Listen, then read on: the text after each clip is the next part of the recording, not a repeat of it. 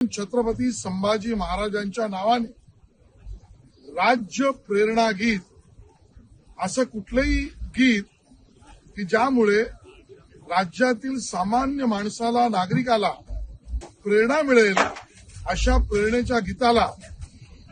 एका वर्षाला एक गीत याला आता आपण पुरस्कार देणार आहोत. स्वातंत्र्यवीर विनायक दामोदर सावरकर यांनी